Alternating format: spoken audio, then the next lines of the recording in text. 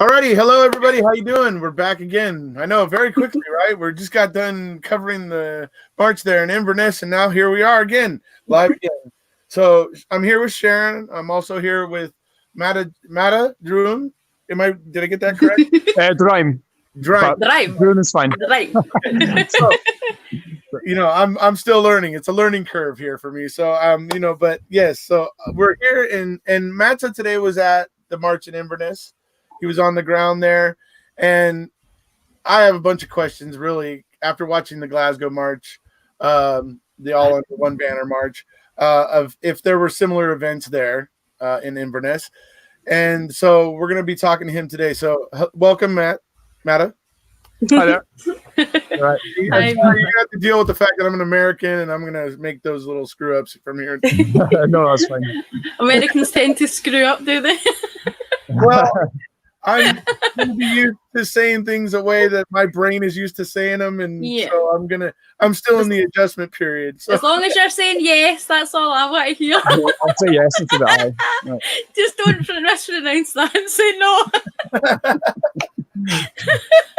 Right on. So, all right. So, very interesting. Obviously, I've been watching this whole situation unfold there in the UK with the Brexit and with Scottish independence really rising from that situation, and watching how it's all going down. But I find it fascinating to see the people getting out in the streets and very boisterously making their voices heard and making themselves seen and not ignored.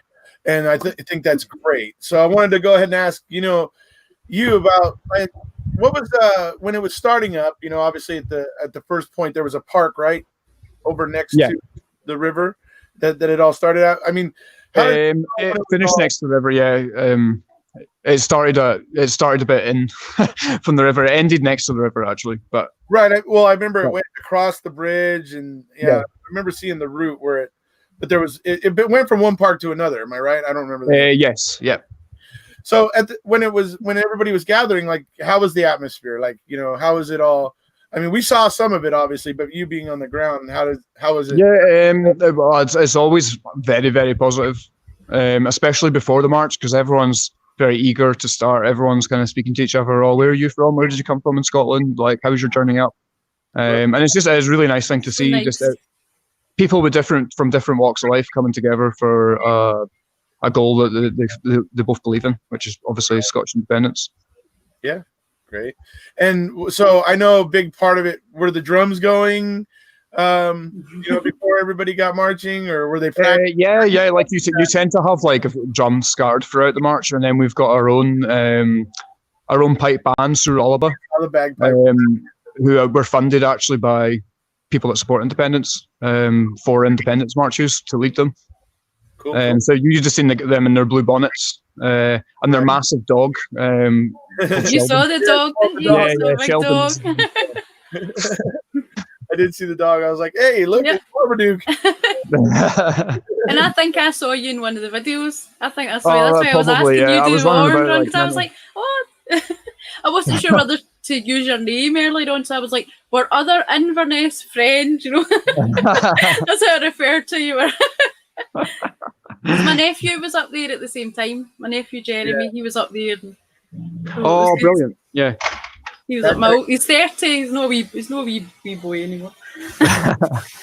That's actually one of the things I was doing, because Jeremy got a clip with Ian Blackford, and where Ian gave me a shout out. He called me Eric, which is acceptable. A lot of people do. I know. I think it's because when Jeremy said it, he thought it was maybe your name, Eric Cozy. Absolutely. But it was great, because then he's like, oh, he said that, and then he went on to talk about what happened at Inverness and everything. So I was like, oh, that's awesome. So he got me that clip. So I put it on Twitter, and when you guys came up on me, I was posting the link for this, but noticing all the notifications from that.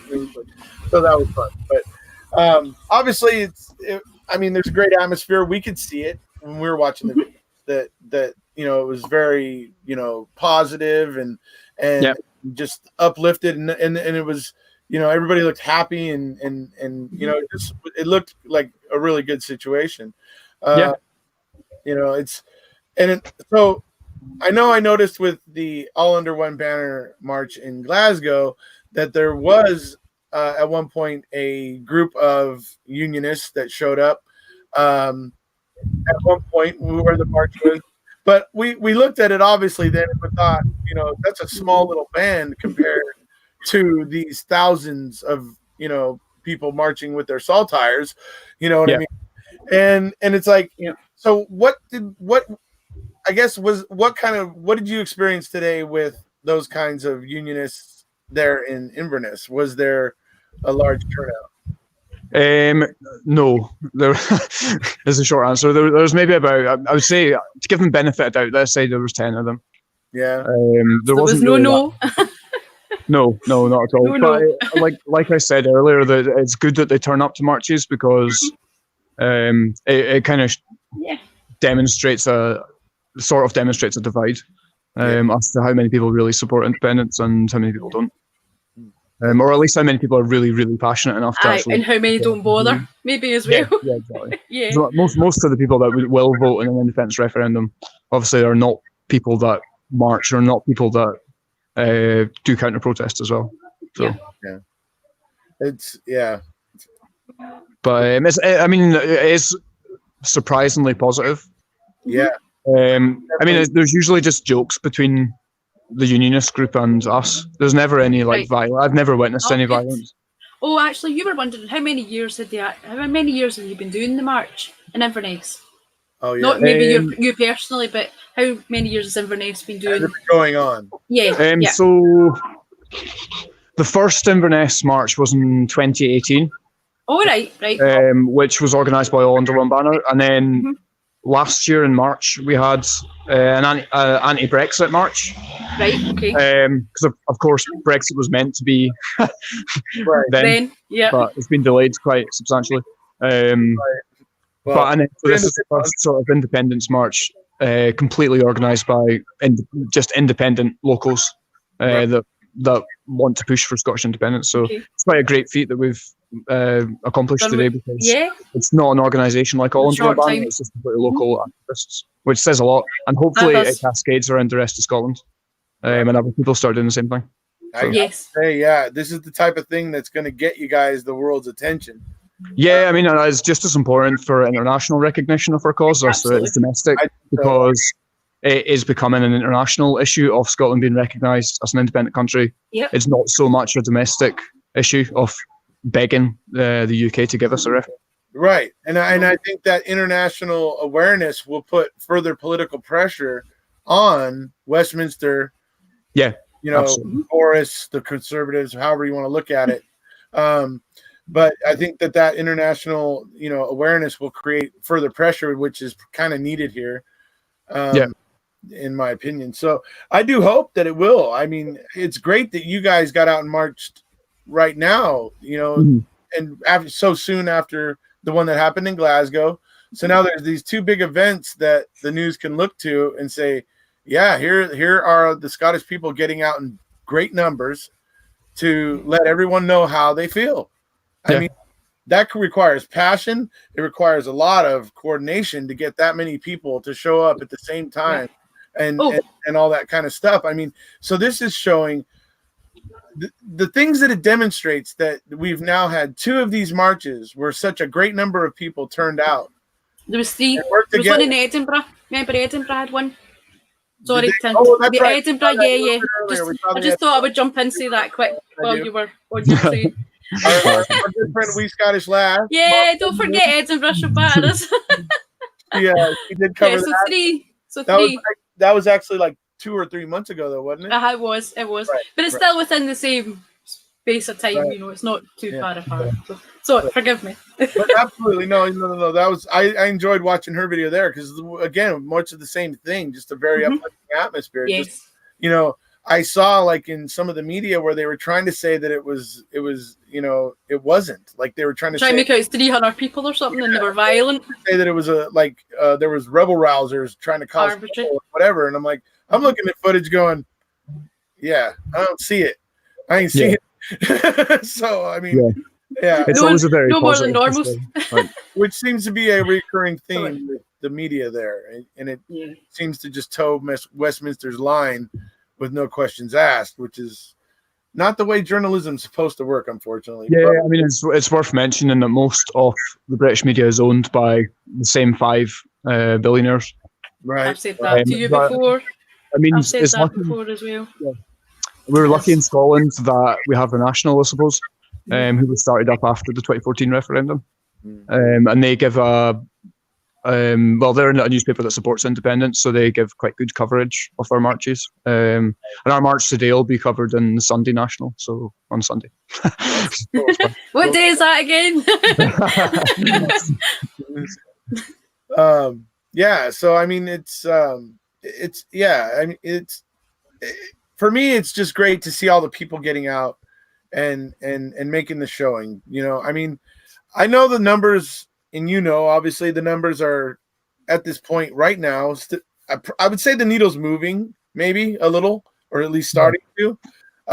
It would seem that this new article that they put into the Brexit bill act, whatever they're referring to, this new article they put in that's going to that they think is going to allow them to basically completely dissolve the devolved parliaments, or make whatever changes Westminster wants to limit their ability to act or do anything, and they're trying to slip this into this act.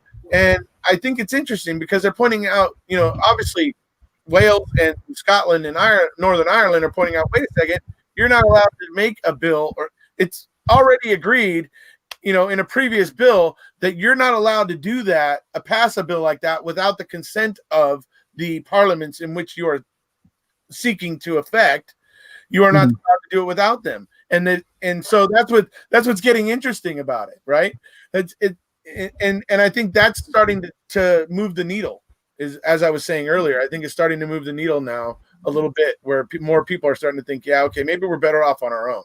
Not saying it's moving huge yet, not saying it's a big jump, but I think it may be meandering in the direction of yes at this point. I totally agree. So, what were some of the things you saw on the ground? I mean, I didn't really see a lot of close up with the kids getting really excited, but did you see a lot of kids out there that getting excited, waving banners, or Yeah, it's always very family friendly affair. Like, you've always got kids and dogs and families come together. I did. It makes it very positive. She had her salt tire and she was pushing the Yeah, exactly. So it's nice day out for the kids as well. I remember in the Glasgow march, there was one point where there was a kid that got out in front of it. It was he was waving his flag. Yeah, I remember that. Going to town, I was just like, yeah, dude, that was awesome. Yeah, I mean, they're the people that we're fighting for independence for us, for future generations. Sure. Not as much us. It's more for the future. I mean, for hundreds of years to come is like what sort of Scotland do we want to leave future generations? And of course, I think that would be independence, and an increasing amount of Scottish people believe that as well. Yeah, I truly believe that. Yeah, no matter what, I think everybody's looking at a rough period. Even if for Scotland, I'll put it this way: living under Brexit, it's going to be a rough, uncertain future for a while. It's not going to be just all roses and lollipops, basically, right? And I think even if Scotland goes independent to avoid that snafu, I think Scotland's even still going to have a short term of adjustment, getting used to running their own affairs, and so yeah, I get what you mean by it's not really going to affect you in your lifetime, but ultimately, if Scotland gets its independence, it could be a lot better for the children coming up and the future generation. So that's a very valid point, and I'm actually happy you made it. Because like I said, Scotland has no friend in Westminster. That's one thing that's becoming absolutely clear to me as I continue to research this. And it seems like even the House of Lords is powerless. Like they're even pointless. Like, what are they there Tea for? Party Parliament. Yeah, but it is scary that they have so much to control. have House of Lords and the amount of money that it costs. Yes. So, like, for example, the top 10 peers, as they're called, Scottish Lords in the House of Lords cost us £5,000 a day. And it's just completely not worth it at all. Yeah.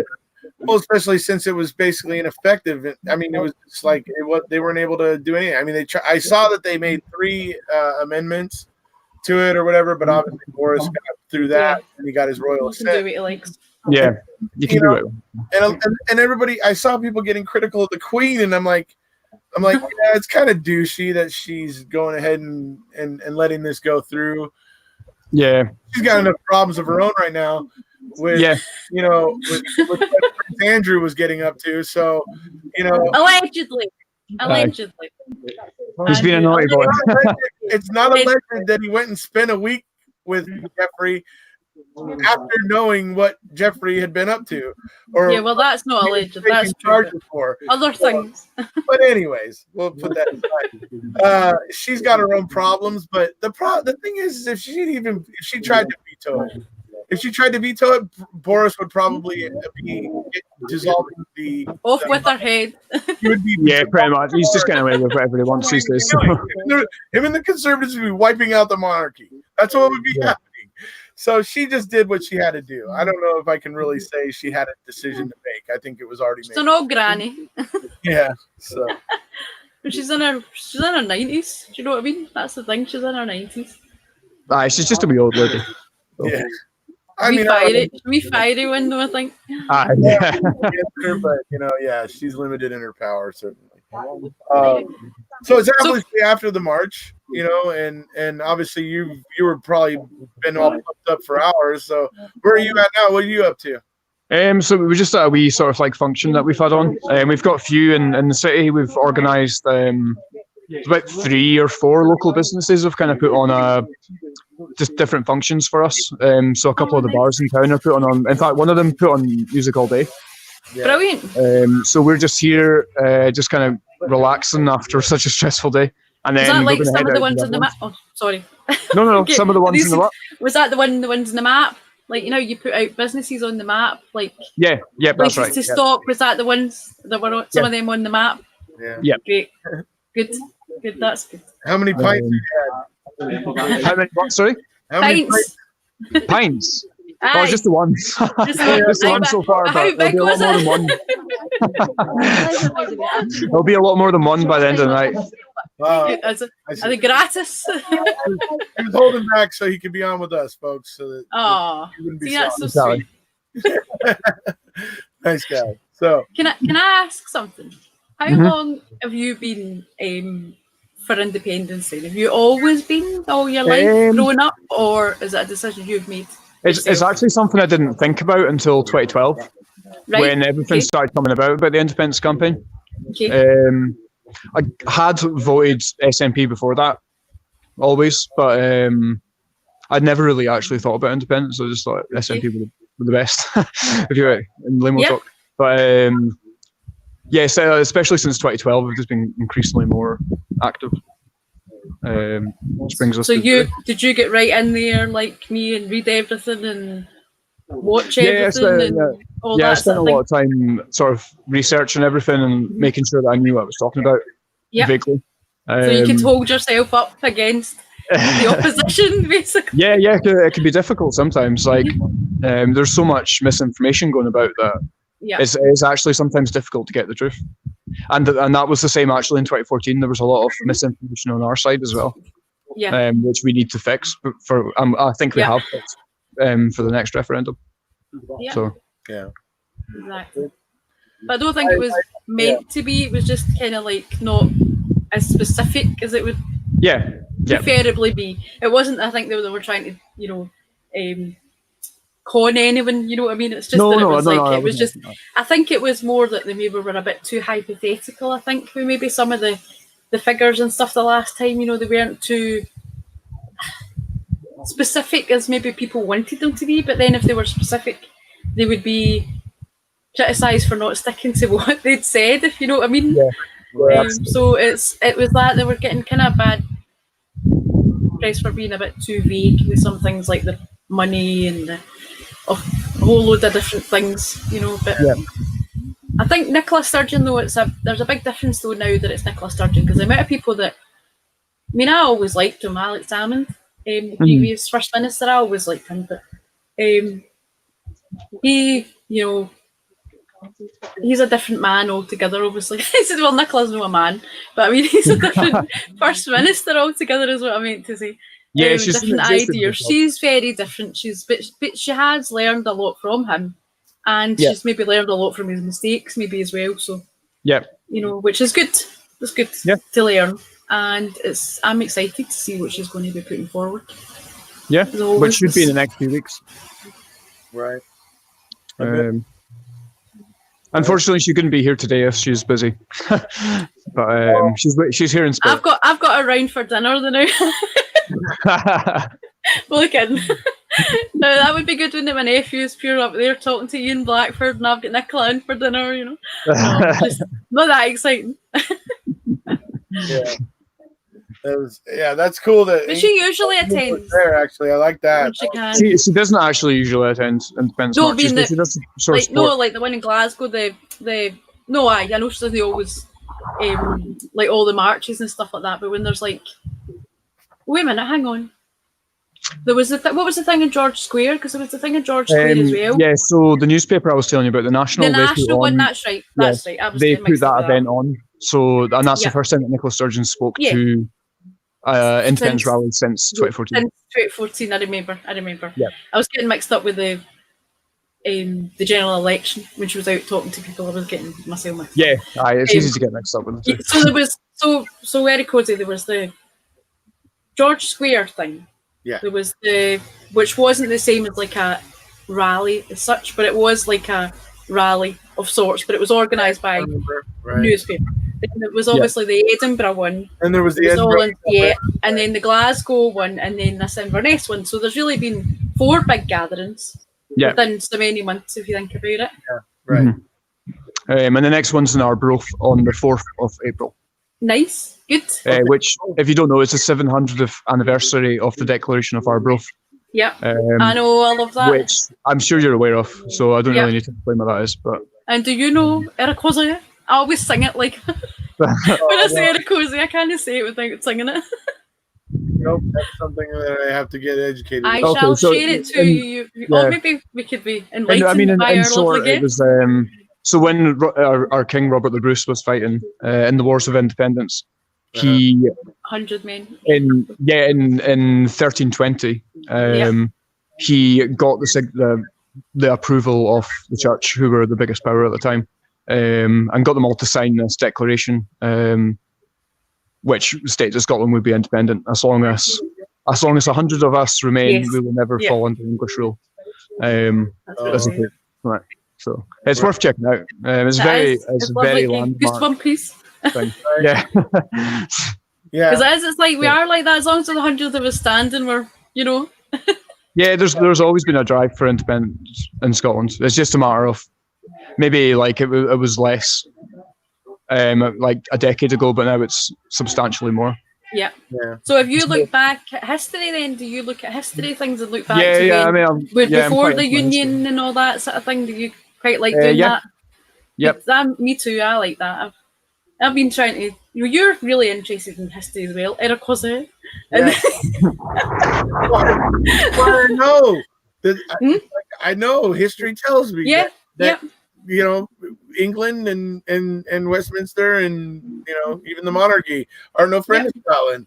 They really never have been, and I don't understand how there could be any real misconception of it. Because I mean, I think what I think you guys. Here's what I think Scotland should have done. Back during Henry VIII, when the what was it? The March of basically all the in the north, all the sorry, I can't hear you. And York, the Yorkshire people.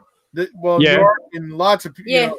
And they started moving down on Eric, hang on. He can't hear you. The it's a wee bit loud in the background. There's just a bunch of people walking past me. Sorry, he can't hear you. He can't hear you because it's loud.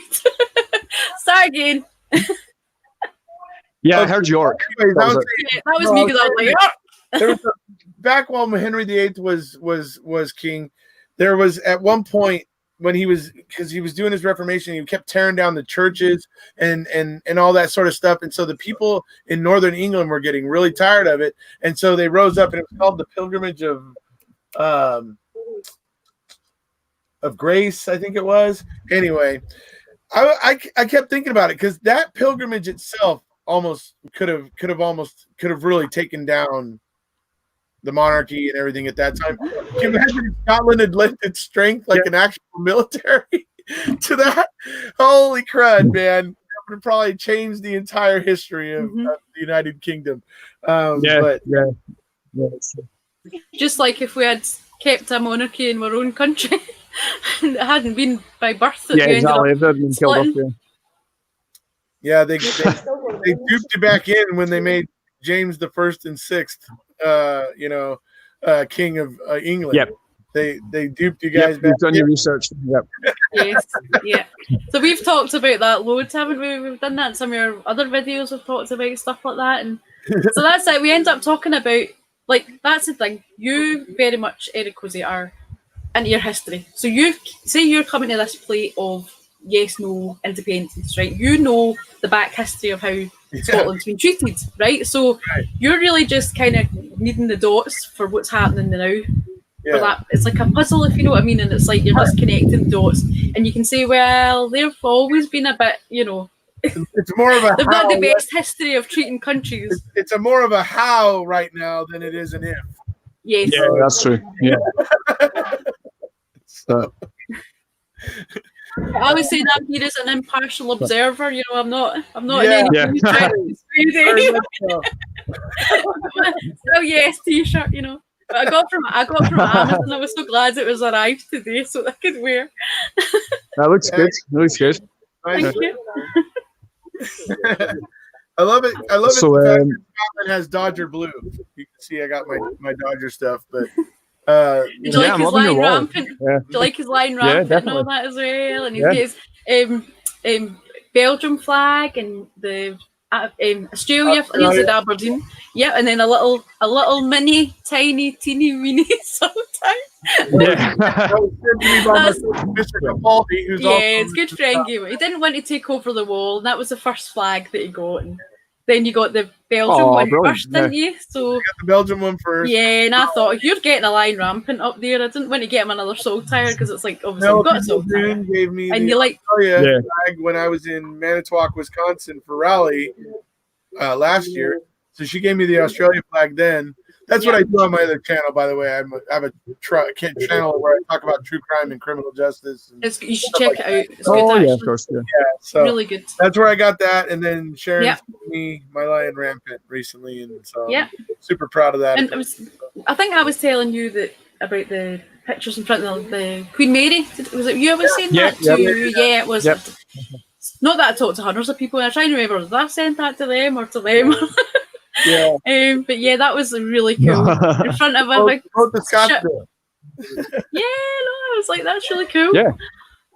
So, that's good. Have you got? I was just going to say, my phone's at 5% battery. Is there any other questions you want to ask about today, or anything like that, or anything in general? Just before my phone dies. Tell you what, we'll just ask maybe just one on the way out, I guess. Oh, sorry, I'm just saying goodbye. Second to go. Okay. Bye bye. Bye bye. Yeah, you take care. Bye bye. Who are you speaking to? Bye. See you later. Yeah. I guess just take us out on basically your thoughts of the day and how well it went and your hopes for Scotland. Yeah. Okay.